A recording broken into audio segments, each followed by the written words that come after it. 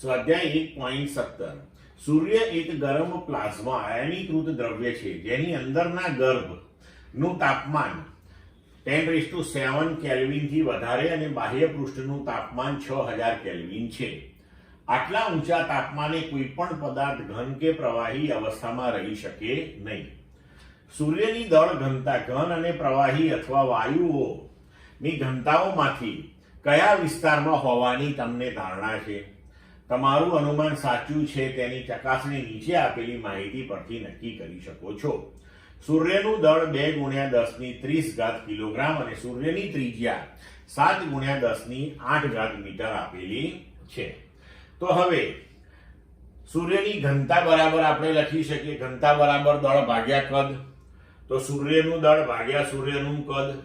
તો સૂર્યનું દળ આપણે કેપિટલ M લઈએ અને સૂર્યનું કદ 4/3πr³ જ્યાં r જે છે સૂર્યની ત્રિજ્યા લઈએ આપણે. હવે દળ આપણને આપ્યું છે 2×10⁻30.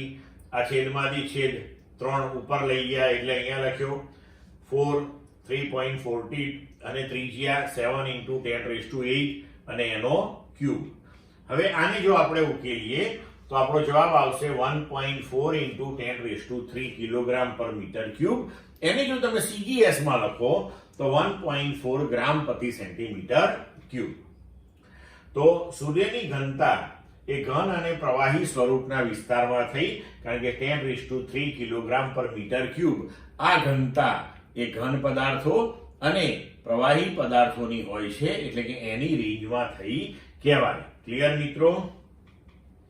તો સૂર્યની અંદરના કોરના લીધે અંદર તરફ આકર્ષણ બળ લાગે, એના લીધે કરીને આ ઘનતા આટલી બધી ઊંચી હોય છે.